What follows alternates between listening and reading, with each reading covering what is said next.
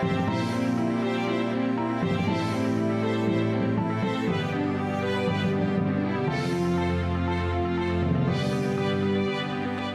up, Taiwan? I'm Ethan Liu with news from here in Taiwan and around the world.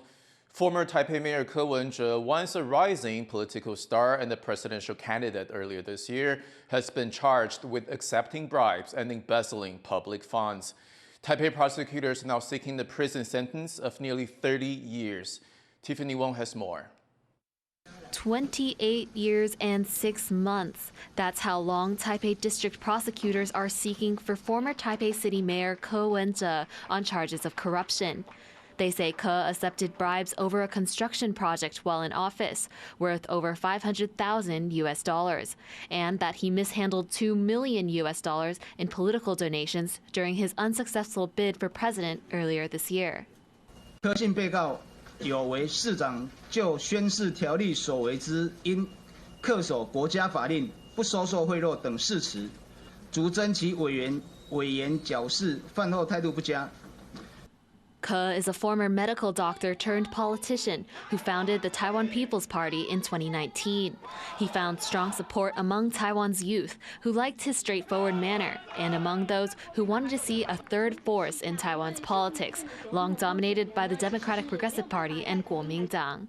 His party is standing with him, and they're calling for Ke to be released from detention while the investigation continues. 我相信大家 都有一个共同的感受，这个共同的感受是关押了柯文哲主席4个月以后，拿不出任何新的像样的证据，竟然敢诬指柯文哲主席收受不法的贿赂。 Ke expressed an intention to stand down as party leader and asked for special permission while being held incommunicado to send in a resignation letter. Some speculate this was meant to distance the party from his corruption investigation. But the TPP says they have not received such a letter and is still calling Ke their leader. Many of Ke's supporters see the corruption charges as retaliation by the DPP to shut down the politician and his party, and the corruption charges are further fueling their stand against the establishment. Eason Chen and Tiffany Wong for TaiwanPlus. Taiwan's presidential office has finished hosting its first war game simulating a civil defense response to a Chinese invasion. The exercise was designed to identify holes in response mechanisms and demonstrate how best to mobilize civilians. Reese Ayers reports. Taiwan is practicing how it would lead a civilian response to an attack on the country, and for the first time, the presidential office is involved. Bringing together ministries, officials, and private observers, the office staged 3 hours of exercises simulating military escalations between China and Taiwan that role-played how civil society would respond, civil society being citizens and non-governmental organizations. The exercises focused on situations where China used grey zone warfare and where Taiwan is on the verge of conflict. The key takeaways: how to train and actually mobilize civilians, how to best manage resources and protect or repair critical infrastructure and communication and financial institutions, and medical and evacuation procedures. The war games also identify weaknesses in response mechanisms. Those participating in the war games weren't allowed to prepare responses in advance, better simulating a real conflict scenario. It all comes at a time of increased threats from China, with several large military drills around Taiwan just this year. Naturally, the military will be on the front line of any invasion, but President Lai is really driving home how important a whole nation response is to a possible invasion to avoid panic and total societal collapse. An analyst TaiwanPlus spoke to earlier says the exercises could serve a secondary purpose too, a message to Beijing that Taiwan is ready and considering every possible eventuality. If there's a Taiwan contingency, then it's not only for the jobs of the military, but also for the whole society. It's also a sign of the deterrence, because China knows that the whole society is ready for that, and then it will raise up the cost of using force. The issue of defense and China is still heavily contentious in Taiwanese politics and among the public. And through his heavily publicized Civil Defense Committee, Lai is hoping to unite the nation in the face of increasing threats from Beijing. Hank Xu and Risa is in Taipei for TaiwanPlus.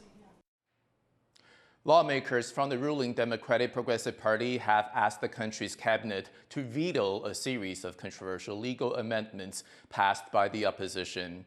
The DPP says it will seek a temporary injunction against the 3 sets of amendments to laws on recall elections, budget allocation, and the functioning of the Constitutional Court. It will also ask that same court, the country's highest, to rule on the constitutionality of the amendments before they take effect. The proposed changes to the court would force it to have at least 10 sitting justices to issue a ruling.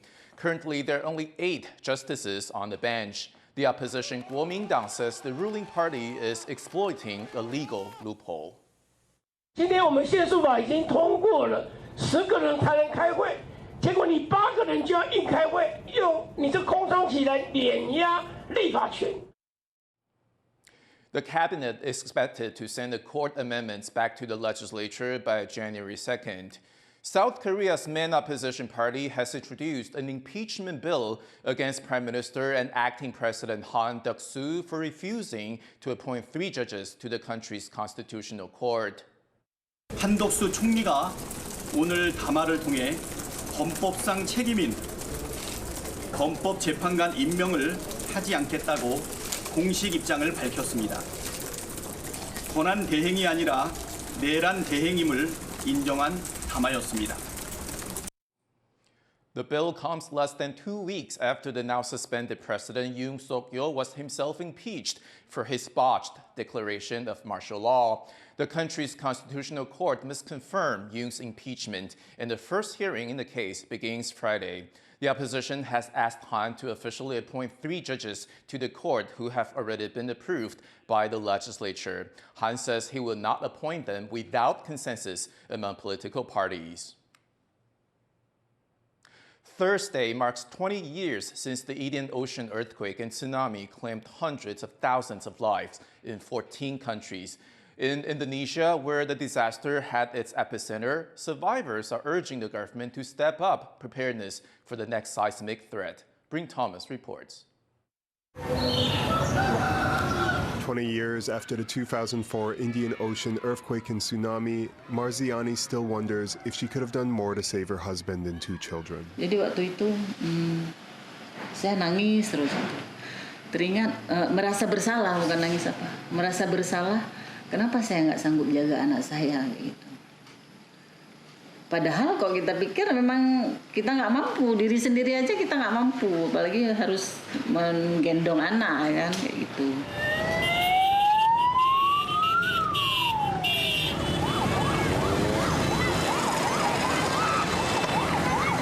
On the morning of December 26, 2004, a massive magnitude 9.1 underwater earthquake rattled Sumatra and triggered a tsunami that spread outward across the Indian Ocean. The UN estimates its waves killed over 220,000 people in 14 countries, including Thailand, India, and Sri Lanka. Indonesia, in particular, the western province of Aceh, was by far the worst hit, with some estimates saying 167,000 were killed and 650,000 were displaced. The waters swept thousands of bodies out to sea, and local and international agencies, overwhelmed, were forced to bury many people unidentified in mass graves. 60-an, 80-an lah, Pak. Kita bawa ke ini, ke apa? Kesdam, Pak. Kesdam, Pak, ya? Kesdam semua. Ada berapa ratus kira-kira yang belum diangkat lagi? Masih banyak, Pak. Tim bantalan sungai sampai ke Lambu, sampai ke sana. Ada 100-200? Ada. Mungkin ada, Pak. Ada. Masih banyak. Itu air beli orang. Volunteers like Jarfuden found themselves covered in blood and mud, collecting bodies, some missing limbs and others crushed to death. 20 years later, he's still haunted by what he witnessed. Yang anak-anak yang kecil-kecil kita lihat masih rasa-rasanya kita angkat dia masih dalam kondisi hidup tapi meninggal begitu lemas mereka. Indonesia, located on the Pacific Rim of Fire and prone to seismic disasters, has faced criticism for poor disaster preparedness. In 2004, faulty sirens and inadequate evacuation routes led to tragic overcrowding in narrow alleys where many people drowned. Since then, the country's geophysics agency has made efforts to improve. Untuk alat-alat sendiri, BMKG dari tahun terjadinya gempa besar tsunami sudah perkembangan pesat. Sekarang sudah ada 25 sensor, baik itu non-kolo ataupun collocated, artinya ada 2 sensor yang ditempatkan secara bersamaan, baik itu accelerometer ataupun seismometer. The agency's system alerts residents to earthquakes over magnitude 5, with sirens signaling tsunami risks and regular emergency response training provided. However, survivors of 2004 argue these measures fall short, citing congested escape routes, poorly maintained roads, and rarely tested sirens, especially outside urban areas. Karena kalau sekiranya kami tahu waktu itu gunung tuh kan nggak jauh kita lari, ya, gunung tuh nggak jauh. Jadi karena keminiman ilmu kita, ya makanya banyak terjadi korban.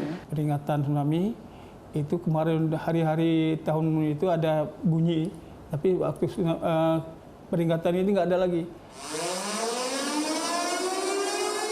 20 years on, the scars of the Indian Ocean tsunami remain, but so do the lessons. Survivors hope that improved systems and awareness will save lives when the next disaster strikes. Dolphin Chen and Bryn Thomas for TaiwanPlus. Residents in New Taipei are pushing back against plans to demolish a centuries-old house next to the city's bygone canal system. They argue that what remains of the historic neighborhood deserves government protection. Wesley Lewis reports. Lai Bijun and her family have lived in this home in New Taipei for 4 generations. It's now surrounded by towering apartment blocks. But the centuries-old house has stood the test of time, alongside a historic canal system called Liugongjun that hasn't.